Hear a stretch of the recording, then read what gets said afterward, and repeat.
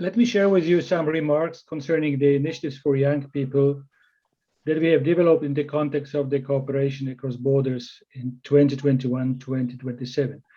But I just wanted to say clearly one thing, which I believe is important.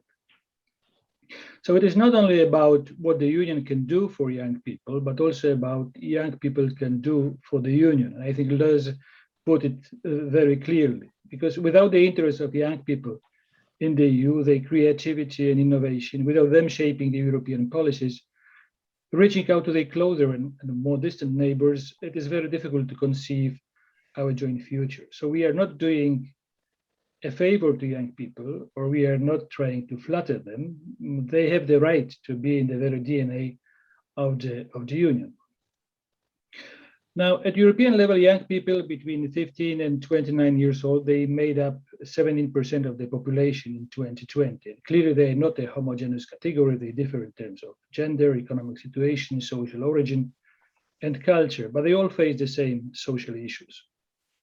And these issues relate to education, training, employment, especially in terms of the first job, income, access to housing, and other social rights.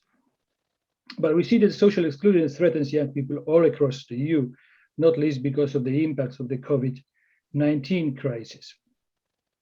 The average youth unemployment rate stood at 12.5% in 2020, and the share of young people neither in employment nor in education or training was almost 14%. So we as a European Union, we cannot ignore these numbers. And youth employability has been included in many European policies and initiatives. Among them, you will find the Youth Employment Initiative, launched by the EU in 2012, with the aim to support young people living in regions with youth unemployment higher than 25%. And in the years 2021-2023, member states can increase their Youth Employment Initiative and European Social Fund resources to help young people affected by the coronavirus. And this can be done thanks to additional EU funding made available under so-called REACT EU initiative. Now, the Youth Employment Initiative supports the implementation of the Youth Guarantee, and member states can use it to help young people up to the age of 25 to receive a good quality offer of employment, continued education, an apprenticeship or a traineeship within 4 months of leaving school or becoming unemployed.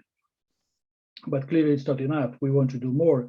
And for the period 2021-2027, to make it simpler to use, we integrated the Youth Employment Initiative into the European Social Fund Plus. So all member states will have to invest an appropriate amount of the ESF Plus resources to support youth employment, education, and training. So now let me move to the place of youth initiatives within the 2021-2027 cooperation agenda. In the new regulatory setting for Interreg, we have focused on the priorities of Green Europe and Social Europe. And I believe that both address the priorities and needs of youth simply because their success or lack of will determine the world in which they will live. Environment and climate are close to the heart of many young people, as demonstrated also in the Youth Manifesto. Social issues related to both employment and education are high on the agenda as well, especially when tackling the impact of the coronavirus. Now, there are different approaches in cooperation programs to ensure a stronger youth employability. And one of them, linked to entrepreneurship, includes projects supporting self-employability of young people through training, or youth entrepreneurs to develop their ideas, structure their business plans, and understand how to manage their own enterprise. A second category of projects aim at social inclusion, by providing young people with education and training, helping them to integrate into the society. This could be done, for example, by increasing the qualifications of people working with youth. The third category of projects relate to the mobility of students through cross-border internships and cooperation between educational establishments. These projects enhance the ability of youth to work on both sides of the border. The cross-border mobility for workers and students includes mapping and shedding light on border obstacles. And by removing these obstacles, we can create larger cross-border labor markets with more opportunities for both employers and employees on both sides of the border. And these obstacles can be anything from recognition of diplomas to cultural differences. Sometimes it is simply about getting to know your neighbor or the neighboring language. The fourth category, educational and vocational training, covers projects which build new training strategies for youth, giving them new skills and working experience. Of course, Interreg, with its limited budget, cannot solve all of the problems, but it can help make those obstacles more visible and widely recognized, which might trigger pressure for finding solutions. And there are already good projects out there, such as the ramp on the Finnish-Swedish border, which makes it easier for young people to apply to vocational schools across the border and to create contacts with new companies and employers. Another project is EU REGIO Guest School Year. This project involves Czech and Bavarian secondary schools from the border regions and allows pupils to spend a school year or a short stay in secondary schools in a neighboring country. And I think this is a good way to get acquainted with the culture of their neighbors and possibly broaden their horizon for future studies or job search.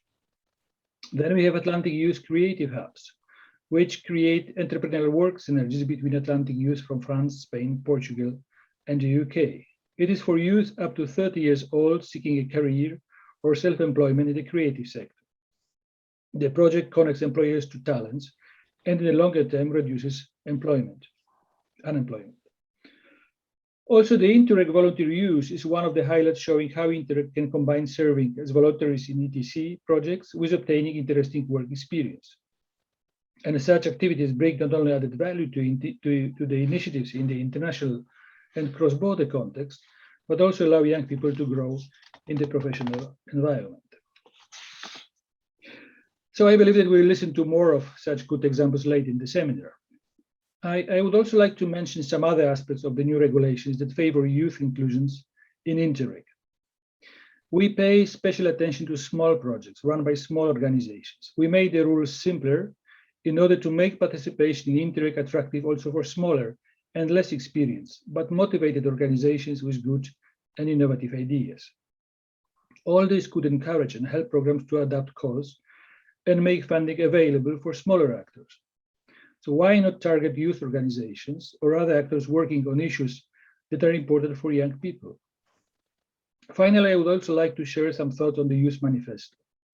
We started with the celebrations of Interreg 30 years, where youth was one of the highlighted areas. And during a series of online mini consultations and workshops, young people with experience of Interreg and macro-regional strategies had their say about the content of future Interreg programs. The result was a Youth Manifesto. This is a document produced by real young people. It presents young people's areas of concerns. For example, employment, skills, and access to training opportunities, climate change, and 12 practical recommendations on how European cooperation policy through Interreg and macro-regional strategies can best involve young people and address their concerns. The manifesto was published in October 2020 and presented during the Interreg annual event. But this was not the end of the story. On the contrary, this was just the beginning, as the manifesto needs to be widely disseminated and impact decision makers. So you, as young engaged citizens, are encouraged to join the core group of young people behind the manifesto and fill it with the content. I mean here concrete ideas and actions, but also reach out to other young people, associations, and decision makers in your own regions and countries. And for the program and strategy representatives present today, we call on you to involve youth in the preparations, as well as in the implementation of programs and macro-regional strategies. Youth can bring in new, fresh ideas, creativity, new dynamics, new skills. This will also help to get young people interested in the European project. For example, one can think about hackathons or social innovation prizes for projects run by young people in order to find solutions for the community problems. And I think it echoes very well with what we saw in the beginning coming from Slido, the need for solidarity, be useful to the community. So you can be Indiana Jones. You can be Indiana Jones to your own community. By the way, Indiana Jones is getting pretty old by now, so I hope that he will be replaced by the younger guy in the new series. Just to give you another example of what I believe is something very important, that use is not perceived as a sort of formal requirement to comply with. Use is, again, to link what Les said, use is a great resource. I just came back from Calabria, where I spent the whole day with young people from social cooperative that is fighting mafia. Now, this mafia is the most powerful mafia in the world. It is 'Ndrangheta. Those young people in the cooperative were attacked by 'Ndrangheta for the past couple of years. They resisted those attacks, and now they employ 420 people. And what they do in the end, they break the spell, which is so often sucking off all the energy from the people, which says, you cannot change those things. Calabria will be always like this. This is how it is. And they are showing with their ideas, their courage, their innovation, that this is not true and that things can be changed. So we should allow young people to contribute to design of the programs, to involve them during the implementation, to design the calls, to get the ideas on how to make it accessible and appealing to young people. Action should not be only about use, but with use, as the definition of democracy by Abraham Lincoln. So involve youth from the beginning. This is not a burden. This is connecting programs to creativity and new ideas coming from people for whom they matter the most. Now, we are all saying that we are at the front door of green and digital transformation, which will change many aspects of our life and work as we know it today. And we will not succeed without cooperation, because this is the strength of the EU in the world. This cooperation shall start with young people, working together across the borders within Interreg programs and macro-regional strategies. So you are on the front line of the future of the EU. You are the ones that shall carry on the belief that by living together, we can all live a better life. Thank you very much.